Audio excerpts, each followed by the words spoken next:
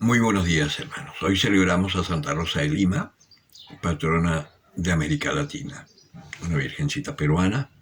Aún el convento y el lugar donde ella hacía oración y tenía sus encuentros místicos con el Señor todavía existen en Lima. Es un lugar muy hermoso. Vamos a meditar sobre el Evangelio de San Lucas, el capítulo 4, versículos 16 al 30. En aquel tiempo Jesús se fue a Nazaret, donde se había criado, y según su costumbre entró en la sinagoga el día de sábado y se levantó para hacer la lectura. Le entregaron el volumen del profeta Isaías y, desenrollando el volumen, halló el pasaje donde estaba escrito: El Espíritu del Señor está sobre mí, porque me ha ungido para anunciar a los pobres la buena nueva. Me ha enviado a proclamar la liberación a los cautivos, dar la vista a los ciegos y dar la libertad a los oprimidos, y proclamar un año de gracia del Señor. Enrollando el volumen, lo devolvió el ministro y se sentó. En la sinagoga todos los ojos estaban fijos en él. Comenzó pues a decirles: Hoy se cumple esta escritura que acabáis de oír. Y todos daban testimonio de él y estaban admirados de sus palabras llenas de gracia que salían de su boca. Y decían: ¿No es este el hijo de José? Él les dijo: Seguramente me vais a decir el refrán médico: cúrate a ti mismo. Todo lo que hemos oído que ha sucedido en Cafarnaúm, hazlo también aquí en tu patria. Y añadió: En verdad os digo que ningún profeta es bien recibido en su patria. Os digo de verdad, muchas viudas había en Israel en los días de Elías, cuando se cerró el cielo por 3 años y 6 meses, y hubo gran hambre en todo el país. Y a ninguna de ellas fue enviada Elías, sino a una mujer viuda de Sarepta de Sidón. Y muchos leprosos había en Israel en tiempo del profeta Eliseo, y ninguno de ellos fue purificado, sino Naamán, el sirio. Oyendo estas cosas, todos los de la sinagoga se llenaron de ira, y levantándose le arrojaron fuera de la ciudad y le llevaron a una altura escarpada del monte sobre el cual estaba edificada su ciudad, para despeñarle. Pero él, pasando por en medio de ellos, se marchó. Palabra del Señor. Cuando Jesús comenta en la sinagoga la palabra Isaías, evidentemente no solamente dijo esto se acaba de cumplir hoy, sino que por lo que dice ahí se ve que hizo una pequeña reflexión sobre la escritura y la gente estaba maravillada. Pero sucede, como nos sucede a nosotros, que mientras alguien te habla cosas que te gustan, que te edifican, que te hacen entrar así en un estado sublime, todo está muy bien. Pero cuando alguien te llega a decir algo que estás haciendo mal o que no te gusta, de inmediato toda esa maravilla se te pasa y empiezas a murmurar y a detestar. Y precisamente por esa actitud, estos hermanos en la sinagoga se perdieron de entender lo que el Señor realmente les estaba diciendo. Me imagino que les habrá hablado primero de este amor de Dios que le tiene a su pueblo, pero enseguida les advierte sobre el pecado. Y no tenemos que olvidar que cuando el Señor nos advierte del pecado, no es para enrostrarnos en la cara y decirnos qué malos que sois, qué perversos. No, es para que tomemos conciencia, porque en la medida en que tomemos conciencia de eso, nos vamos a ir dando cuenta del inmenso amor que Dios nos tiene, que no es solo de palabras, sino que el Señor nos ama con un amor entrañable y que a Él no le importa nuestro pecado. En la sinagoga, el Señor, ¿qué es lo que hace? Como están preguntándose, ¿no es este el hijo de José, el hijo de María, a los que conocemos? José tampoco era sacerdote, por lo tanto según la ley, tampoco tenía por qué saber tanto ni ser tan versado en la escritura. Solamente lo justo y suficiente de cualquiera, pero evidentemente el Señor estaba hablando cosas más sublimes. Y por eso que el Señor le dice, seguramente estáis pensando mal. Y enseguida les da 2 ejemplos que, claro, si tú los miras desde el punto de vista humano, está ponderando a enemigos de Israel. Pero si lo miras desde la fe, que es lo que le faltó a ellos, está diciendo una cosa, que el Señor no hace acepción de personas, que aunque lo juzguen mal, Él no los condena, y que además el Señor le da gracia a las personas que tienen fe, simplemente, que no se fija en la condición de las personas.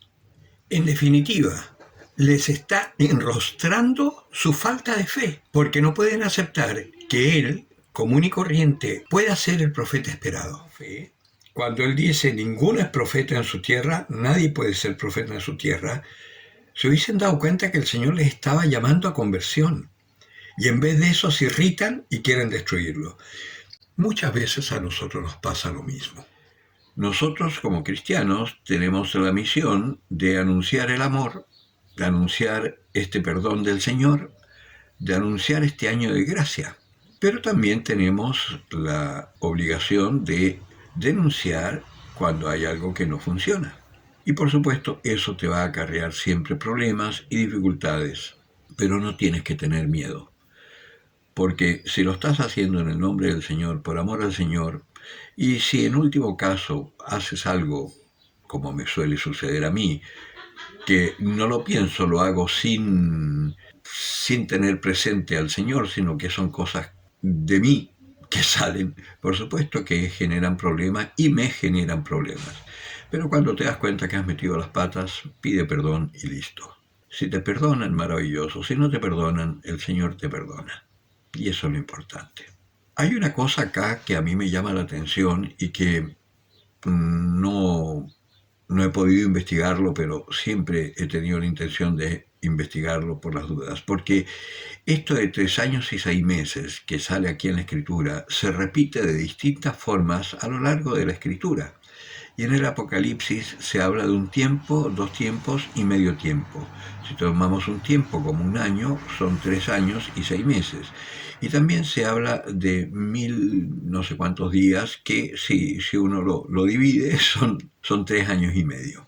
Es más o menos lo mismo. Y algo tiene que significar, porque también hay otro momento en donde dice que el cielo estuvo cerrado 3 años y 6 meses y no llovió en el Antiguo Testamento. Entonces es una cifra que, así como ese número 666 que habla el Apocalipsis, que dice que es el número de la bestia, del demonio que va a querer dominar el mundo y que curiosamente está apareciendo mucho en la prensa actualmente. Nuestro presidente entregó 666 autos a los policías, hay 666 infectados en España, 666 infectados acá, y ese número ha aparecido mucho en la prensa, que también debe significar algo, solo que nosotros sabemos que el 666 tiene que ver con el demonio.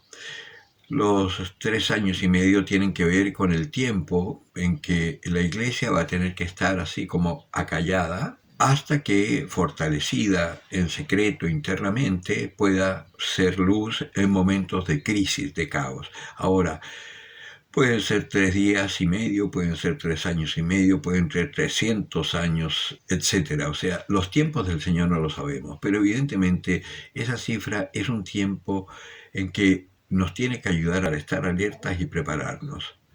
Porque evidentemente por lo que se ve, lo que se viene es un silencio para la iglesia y un vivir de una forma discreta y anónima, lo que no significa que no podemos anunciar el amor de Dios y no podemos hablar de las maravillas del perdón y que Dios ama al hombre y que no lo abandonará jamás. Porque el mundo va a llegar un momento que, creyentes o no creyentes, van a necesitar escuchar palabras de vida y de esperanza.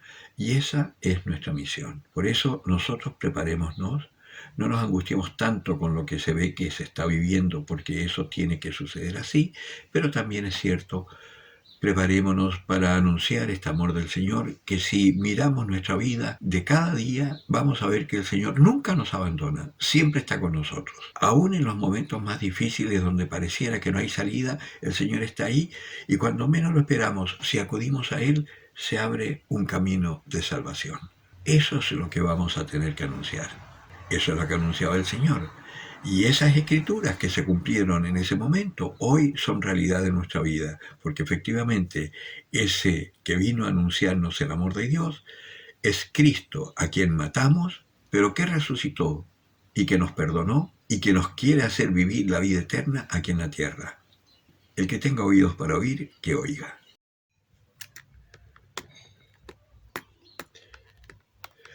Bueno, y por último, sobre esta Santa Nuestra Rosa de Lima, yo no soy muy letrado en estas cosas. En todo caso, en Wikipedia, en Google, se encuentra todo.